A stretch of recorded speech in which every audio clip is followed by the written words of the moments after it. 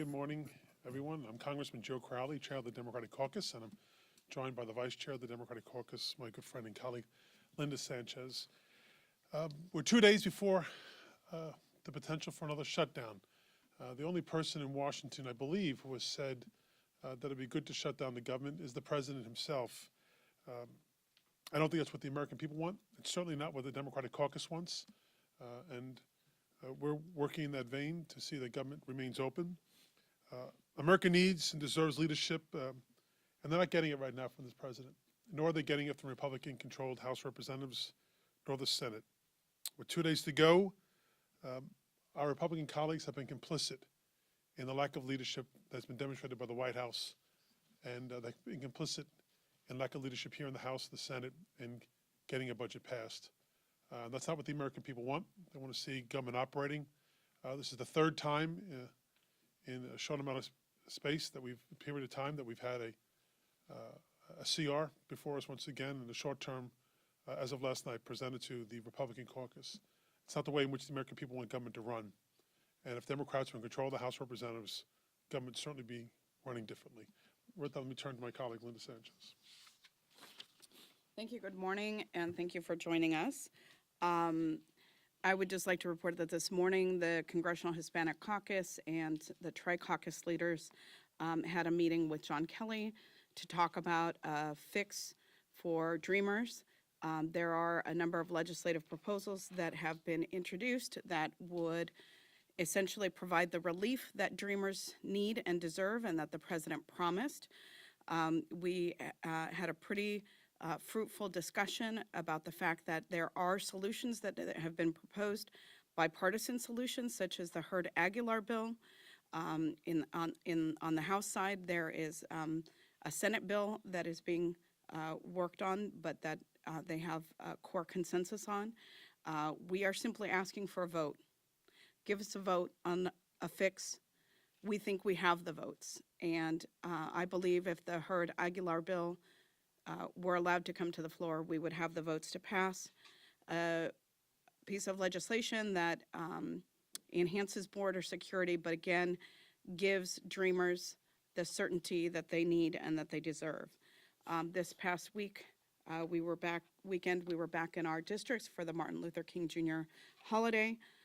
We had a number of tax events in which we talked about some of the impacts that the Republican passed tax bill will have, especially on Californians. And I have to say there's a lot of discontent from folks in my district about some of those harsh impacts.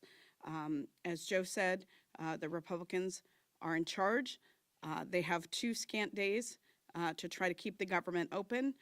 This would be the third short-term CR in 5 months.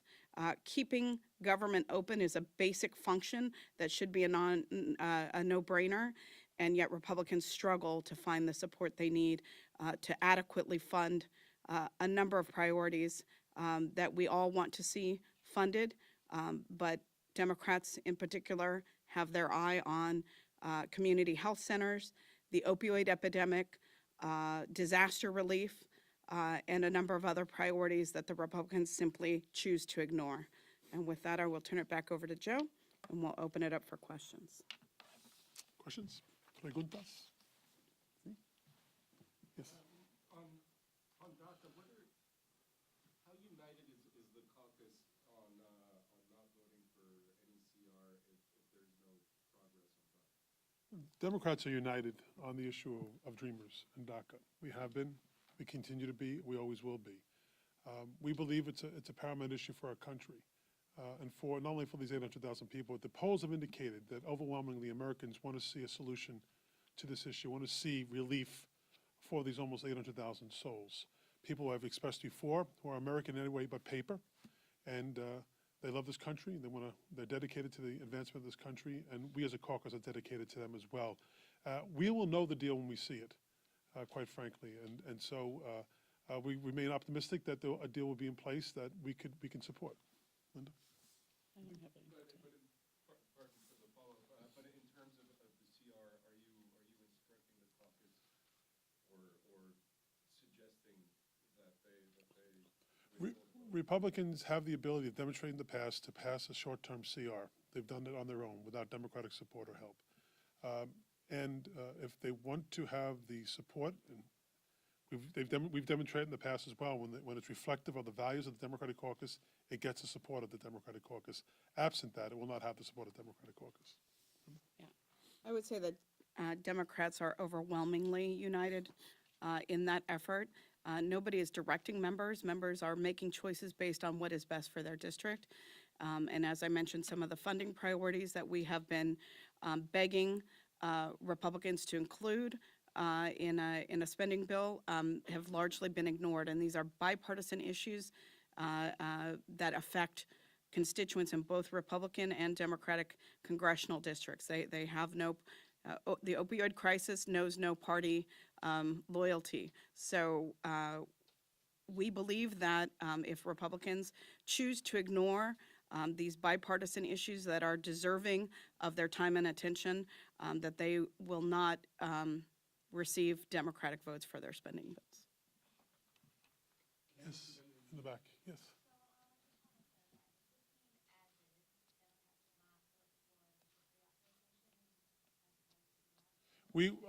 We believe that it's woefully lacking in other issues, as mentioned, the community health centers, the opioid issue, the issue of the opioid addiction, veterans, lack of DACA, lack of disaster relief to Puerto Rico and to the Virgin Islands and elsewhere. There are a myriad of issues that are omitted from this short-term spending package. To garner Democratic support, large-scale Democratic support, it would need to be more reflective of the values of the Democratic Caucus and of our country. Yes. Can I ask about the meeting with General Kelly? Can you do some more details about that? What did he say to you all, and what did you take away? Well, it was a meeting that was at his request, and we give him credit for sitting down and hearing some of our concerns. It was informational. It was not a negotiation. There are others who are in a room talking and negotiating a proposed solution. We made him aware of a bipartisan bill that was introduced this week by William Hurd and Pete Aguilar, which provides just a very specific DACA fix, which is paired with some border security elements, which we think is the way to go. We need something that is narrow in scope, that does not include issues in which we cannot agree on. And I think overwhelmingly, a majority in the House would pass that bill with strong Republican support if it were allowed to come to the floor for a vote. I specifically asked the general that if we were allowed a vote and the Hurd-Aguilar bill passed the House, would that be something that the president would sign? He did not give a guarantee that the president would, although he reiterated that the president is committed to finding a solution for Dreamers. And in the past, they've said, let Congress figure it out. Well, if Congress passes this bill, will the president sign it? But, there was no indication. They didn't know what was in the bill, and we tried to catch them up to speed and explain parts of the bill. There are further ongoing negotiations, so hopefully they will look at that bill and the strong bipartisan support that it has and work with us in convincing Republican leadership to allow a vote on a Dreamer fix. The sole impediment to a fix for the DACA recipients to date has been the Republican leadership's unwillingness to put a bill on the floor for a vote. Give us that vote. That's what we were asking. Yes. Yes, if a DACA fix were paired with the restriction of family visas and the visa lottery, would you guys support that? Again, we think that the simplest path is a very narrow path that focuses solely on Dreamers with the border security element. The areas in which we cannot agree, because there is not consensus, we feel we should save for a second phase of discussion on a more comprehensive immigration solution. But we are focused on a very narrow group of people with a very simple solution. Sometimes simplicity is best. We are saying, give us a vote on a Dreamer fix, which the president says he wants, which clearly a majority of the Congress wants. Give us a vote on this narrow fix, and let's move on to the next phase. Many of us would also ascribe the issues you're raising as moving the goalposts in terms of these negotiations. Yes, you had a question? You said that General Kelly didn't know that we had to catch him up on the third highway bill, and that had bipartisan support. Yes. Support that if General Kelly doesn't know about it, then it wouldn't be up for discussion at the White House. He did not say he didn't know about the bill. He said he did not know what was in the bill, the details of the bill. The bill was introduced this week. It has 22 Republican co-sponsors. And again, we believe that there are more Republicans that can be convinced to co-sponsor the legislation. We certainly know that there are more Republicans than the number that have co-sponsored who would vote for it if it were allowed a vote on the floor.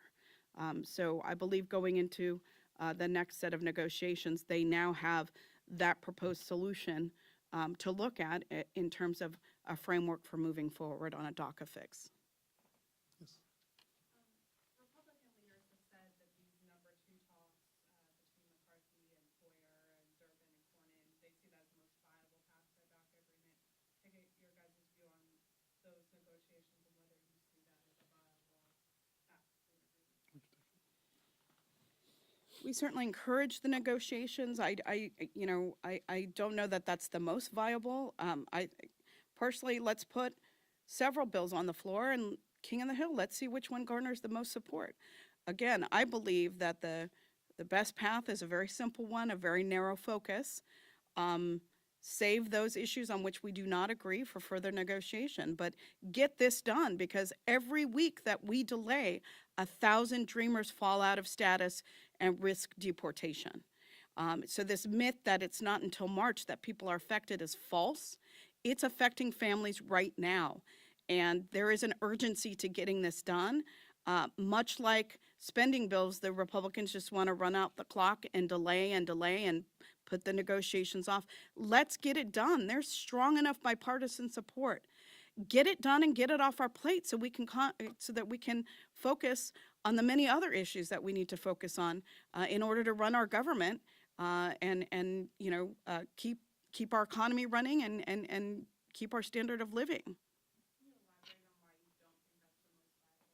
I didn't say it wasn't the most viable. It's a path. Any negotiation that bears fruit is a good negotiation. I'm not going to disparage it because I think it's helpful. But again, if the intent is just merely to run out the clock, put up several bills on the floor for a vote, and let's see what has the most support in our Congress. Any other questions? Yes. I almost will thank you very much. So. How confident are you that a bill with bipartisan support is going to pass the floor? I think if the president would show leadership, which he hasn't demonstrated so far, I think the president showed compassion, which he hasn't shown so far. I think if the president showed empathy, which he hasn't shown so far, and leadership, we could get this done. My hope is that some of those elements will come to the president at some point and to the Republican leadership. These are human beings and their souls we're talking about that need to be addressed, their lives. They're American every way, but on paper. They love this country. They want to protect this country. They're invested in this country, and we need to find a way forward for them. We also need to find a way forward to help our brothers and sisters, our fellow Americans in Puerto Rico and in the Virgin Islands recover. 40% of the island still does not have power, well over 100 days after these hurricanes. We need to find and address the issue of opioid abuse in our nation and to address it in a compassionate way. And we need to, as well, deal with the issue of community health centers and move forward on a myriad of issues, including pension protection and on and on. There are many things that we need to address. But we have 2 days right now between now and a shutdown. And if the president would show leadership, we believe we could address certainly the issue of Dreamers and DACA as well in these next 2 days. Yes. Hi, Francie from the Pershing Science Monitor. I was wondering if you could just look back to the last partial government shutdown in 2013 and address perhaps the different political dynamics in why Democrats think if they withhold their votes for the spending bills over this issue, it is Republicans who will bear the burden on this? Well, Republicans have a majority, an overwhelming majority in the House of Representatives and in the Senate as well. Well, they have a majority in the Senate. And they control the presidency. They have all the tools within their quiver, all the arrows in their quiver, to keep government operating. It's up to them to do that. If they want Democratic votes for a spending bill, it will be reflective of Democratic values and what we believe are the values of the American people. That's what we say to them. It's nothing new in that regard. The big difference right now is they holistically own government entirely, both chambers of House of Congress and the presidency. It's on their backs. They have yet to prove that they can govern beyond short-term spending bills. And when they decide they want to go beyond that and they need Democratic support and help, they'll talk to us about what our priorities are. Thank you all very much.